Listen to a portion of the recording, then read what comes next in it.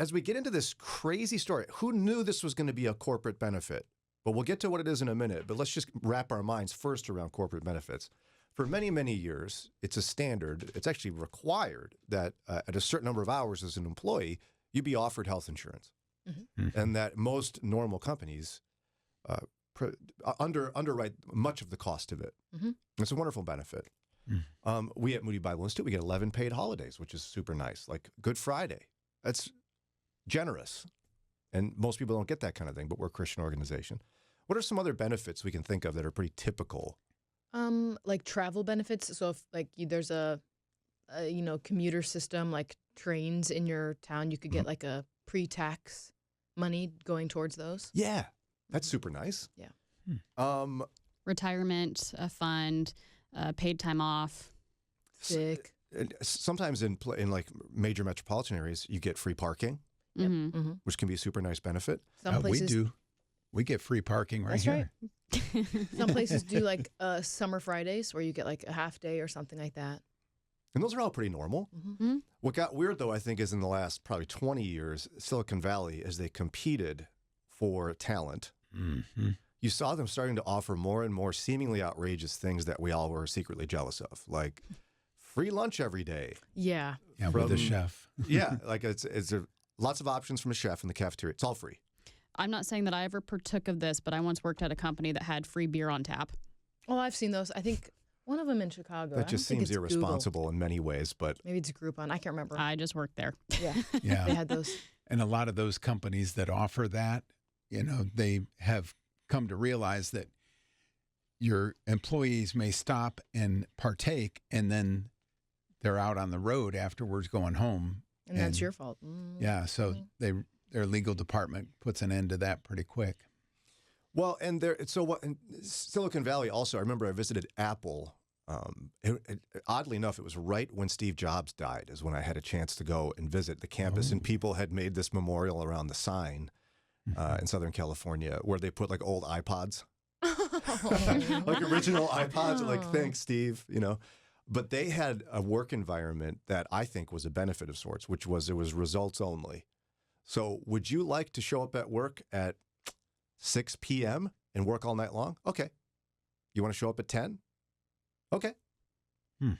You want to, is it going to take you 12 hours today and 6 hours tomorrow? We don't care. Get your job done. We don't care how or when you do it. I guess I would understand that for someone who is doing like tech or like software kind of stuff. But if you're someone who needs to meet with other people and interact with other people in your company, that doesn't really work. No. Do you have to be available to other people? But you can see why they would offer this to certain types of things like computer programmers, because you have a limited number of people. You have all these big tech companies who are like, how do we convince you to come here and work? Right. I've even seen them get very generous with maternity and paternity leave. Like you'll start seeing not just weeks, but months. A year sometimes offered just to try to entice someone to come in.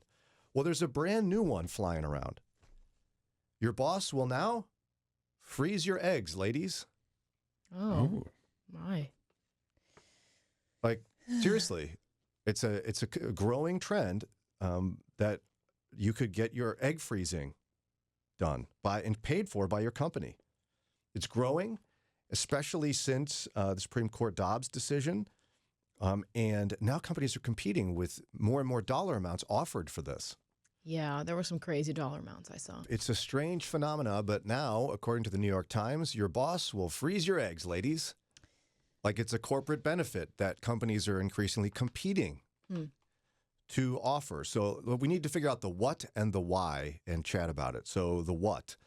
One particular clinic that does this type of work says the number of egg freezing cycles undertaken last year jumped 37% from the year before. That surge is visible at fertility clinics around the country. According to one particular source, the prototypical patient also seems to be getting younger, doctors say, a change coinciding with a steady uptick of corporate benefits packages that cover fertility preservation.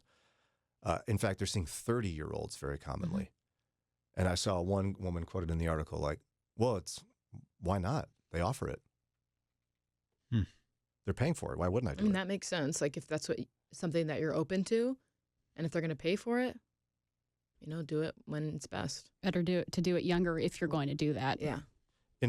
Correct. The science indicates that the younger you do it, the more healthy and viable the eggs are for later treatments. Yeah. So in 2015, just 5% of large employers covered egg freezing. In 2023, nearly 1 in 5 did. Oh, wow. It's a huge jump. That is a big jump.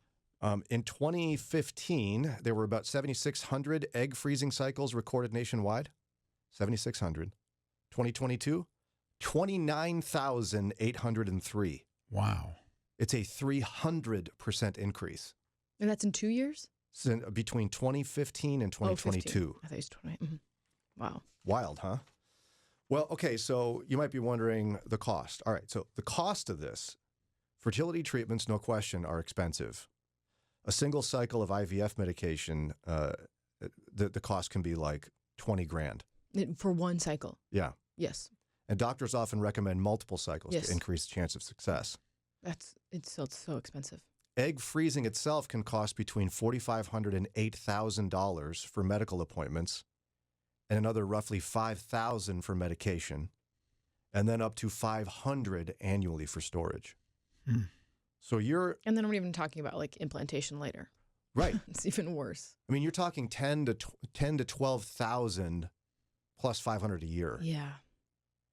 to do this. And so companies now are covering this as part of infertility coverage for company benefits. So, like, for example, Forbes has a $50,000 lifetime cap for infertility and fertility benefits. But still, it's enormous. Then you have other employers. Let's see. We have Starbucks announced in 2019 it would increase the lifetime cap for fertility treatments to 25 grand, with another 10,000 for fertility medications. Then they go on with other groups doing it. Match.com does this. Everybody's doing this now. So why are people doing it? Long story short, the women are saying, listen, what I can do is I can do the impossible. I can balance my career and parenthood. So I can have a robust career as long as I want. And when I'm ready, I'm going to have kids. I'm not going to let that silly biological clock determine when I have my children. To what extent do you see this among your peers? I don't know how much people talk about this, but have you heard your peers, ladies, doing this? Yes. Freezing eggs? Mhm. Why did they do it? Well, I don't think it's just the career part. I think it's that people are having kids later in life, and people aren't meeting the person that they're going to be with until later in life than it used to be. So I don't think it's just about, oh, I want to do my career and have this great career, so I want to hold off on kids or whatever. I think it is, I'm not ready to have children until later in life. I mean, and I would say if you wait till you're ready to have kids, you'll just never have them. Yeah. I have 5. The oldest is 18, almost 19. I'm Still still not not ready. Yes. Not ready. Yes. Sarah and I will tell you, we're still making it up as we go. Yeah. Oh, yeah. The work-life balance for women, it's unique, right? I mean, men, we don't have to carry babies. Mm-hmm. It doesn't change our bodies. Yeah. This is a way where I think young women are saying, now I can have it all. Can you have it all? I guess I'm not really sure what you're saying. Because older folks would say, here's what I'm saying. Older folks would say, don't resist your biological clock. Uh-huh. You're trying to have it all. You can't. Be a mom, have a career, but you can't do necessarily both with full, and I'm not trying to be insulting because I know you're doing this. Uh-huh. Just saying people say this. Pick one. Yeah, but I guess I'm not sure how freezing your eggs helps that. Well, because How you is can that different? You can do both. You can have your career, Uh-huh. and then you can have kids. Because before you really couldn't do that, because once you would reach a certain biological age, too bad, you just can't have children now. Yeah, I guess maybe I just think when you're early on, you're younger, you're like building your career where it's like if you're waiting till you're 40, if you are going to freeze your eggs and then get your eggs implanted when you're 40, well, then you're already at like the, peak of your career and then you're just going to stop. Right. That doesn't make sense to me either. I don't know that I'm sure for some women it is about their career, but I think part of it is we have extended childhood. Like we have really begun to infantilize young adults and adults. I got married when I was 23 and I had people telling me I was too young. It's like, just one generation ago, 2 generations ago, my grandparents got married at like 18. Yes. Correct. I mean, we've From just like a couple hundred years. Now you're going to be at like 16. right. So we have decided that adults, like full legal adults, are too young to do something, and so people are delaying marriage. They're delaying having children. Not all of it's their fault, because of the way the dating climate is, but I think they've been told you can't have kids until you're a certain age. And unfortunately, because of biology, by the time you get to the age where people say, well, now you're mature enough to have children, it becomes more difficult because of biology. Yeah. Now, morally and ethically, do we see an issue with a Christian person, a Christian woman freezing her eggs? I am genuinely not trying to make a blanket statement because I think there are ethical ways to do it. But, and I know that we have some Christian listeners who have done this, but I have some issues with the principle of IVF just because the way it's traditionally done, now you can do it in other ways. The way it's traditionally done is you make a bunch of embryos and then they're frozen in perpetuity. Mm-hmm. Yeah, there's certainly moral and ethical problems with frozen embryos that I think each person has to go down that road. You can't make a blanket statement about IVF, but I will say the blanket statement you can make is you really need to do your research and prayerfully consider it. And so seek counsel. Typically, if you're freezing your eggs, it's because you're planning on doing IVF down the line. Right. But freezing an egg in and of itself doesn't seem to be some sort of immoral act. Because it's not fertilized. Right. Yeah. Right? Thinking about it right in the second, yeah, I don't think so. I mean, in principle, yeah, but like Daria says, you're presuming that someday you will do IVF, and that does require deep thought for followers of Christ. Yeah. Again, if you made that call, we trust you sought the Lord and made the right decision for your family, but it is deep waters for thinking through the value of life and what you do with life and all those kind of things, okay? But here's what I want to do. Let's take a quick break, and I want to really dig in more to this challenge women face, because you're in the heat of it, Lauren. Right? It's like it's unfair compared to men, right? In terms of what you have to go through to have children, and then there's career cost sometimes for anyone who has kids, and this seems to be young women saying for the first time. In fact, it says this. Somebody says, mine is the first generation with access to a technology that promises to slow a little bit the biological clock. And for those lucky enough, bosses who will foot the bill, that brings with it a magical thinking that we're already accustomed to. For every difficulty we saw our parents grapple with, there's an app for that. What are the thoughts women ought to have on this? Christian women. Fascinating trend in corporate America. Apparently, it's becoming increasingly common for your boss / your company to offer the benefit of paying for your eggs to be freezed, ladies. Be frozen. Freezed. Mr. Be Freeze. Freeze it. So what's going on? Well, essentially, young women are wanting to pursue their careers with gusto, and so they want to delay their childbearing years. And so at increasingly younger ages and increasing numbers due to company benefits being offered, you're seeing women around the age of 30 just doing it because why not? Just in case. And their company's paying for it. And really what's going on here, here's the quote I wanted to hear your ladies' reaction to here, the ladies in the team. Somebody said, mine is the first generation with access to technology that promises to slow a little bit the biological clock, and for those lucky enough, bosses who will foot the bill. That brings with it a magical thinking that we're already accustomed to. For every difficulty we saw our parents grapple with, there's an app for that. She says, but as I spoke with more friends and experts, I wondered whether the hype over egg freezing in a backhanded way affirmed the seeming impossibility of balancing parenthood and work. Yeah, I still don't see how that solves the problem. You're just delaying the problem. If you see that as balancing work and parenthood is the problem, you're just delaying it. You're pushing it off until you're at an age where you have less energy to Yes. balance said things. Yeah. I don't think it solves the problem. It doesn't. And I think you need to be aware of the fact that even if you get your eggs frozen when you're young and they're healthy, that doesn't mean you're going to have successful IVF. Like, your hormones are going to change. Like, your body will still get to the age, or even though the eggs are a certain age, your body's going to say, we can't do this and we're not designed to do this anymore. Yeah, it's still an advanced maternal age if you you're really not slowing down the clock at all. No. Like I'm sure you're improving your chances. Yeah. But it's not a guarantee that you will have a successful pregnancy if you've frozen your eggs. Right. Yeah, they've actually changed the name since, but when Sarah was pregnant with our fifth, Teddy, it was called a geriatric pregnancy. Yeah. Yeah, same for my daughter. And she was in her early 30s. Mhm. Yeah, it's 35. They moved the age up now Yeah, it's 35, and it's called advanced maternal age. because geriatric was so That's rude. startling.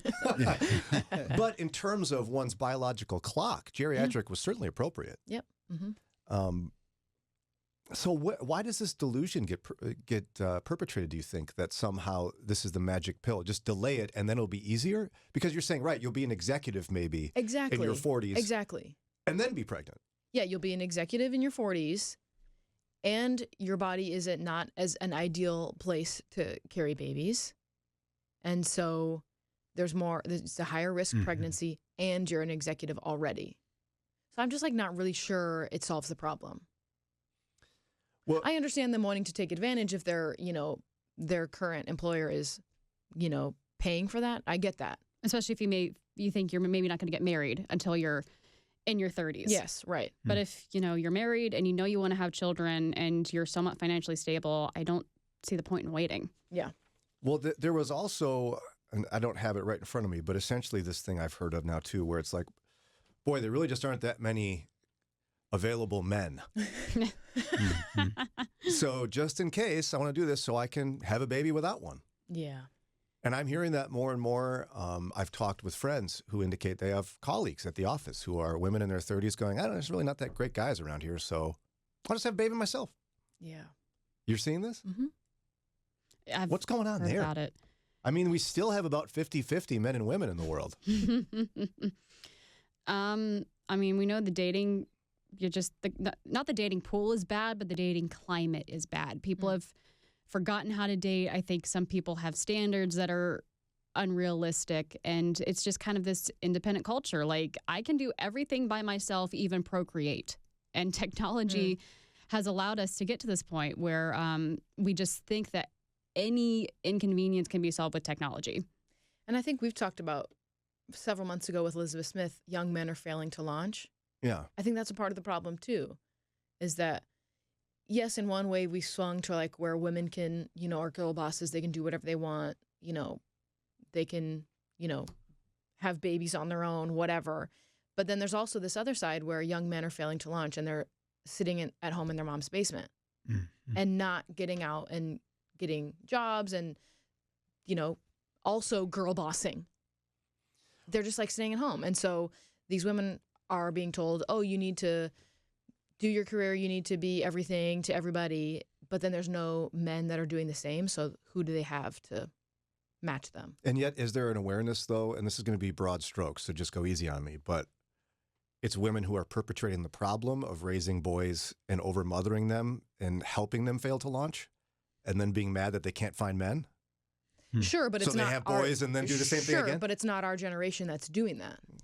I see that, yeah. I'm It's with like you. the one before us that was over-mothering their sons. So then our peers are not up to where we would like them to be. And yet, I would say that many would say your generation is like lawnmower parenting. What do you mean by lawnmower parenting? As in, it's not even helicopter parenting where you're hovering. You're actually mowing down any obstacles. Oh, sure, yeah. And so it's going to create the same problem. Yeah. But I'm saying talking about what I'm doing with my kids isn't going to help that I don't have peers that are not, up to par. Right. I don't hear men saying, boy, there just aren't any eligible women around here. I don't, when we're talking about like millennials and specifically Gen Z failing to launch, like, yes, there are some parenting problems. I think it's more of a larger cultural problem where we have, and literally even we're talking about procreating without men. It's crazy. I mean, we have so shoved them to the sideline, say we don't need you. I don't blame them for sitting in mom and dad's basement because the world has so beat them down and said you're not needed. Correct. And see, you're hinting at something that's hard for me as a guy to talk about in 2024, but this sounds like a woman problem It is. that needs to be fixed. I blame late wave feminism for a lot of these problems. Are you gonna hit me with your stare, Lauren? No. Is this? I mean, it sounds like, okay, so it's women over mothering boys, that grow up that fail to launch in a society that really beats men down. Mm-hmm. Women are going, I can do anything. I don't need you boys. I can wait. I can have a full career and have kids whenever I want, freeze everything. I don't see any men creating Get a problems donor. here, other than the scientists, perhaps, that invented this. I don't even know if it was a man. Could have been a woman, too. I don't know. I didn't pay attention to that. Is this a woman problem? Well, they're the ones wanting to freeze their eggs. I do think that, not entirely, but I think this is largely a problem of their own making. Not us specifically, but maybe the generations that preceded us.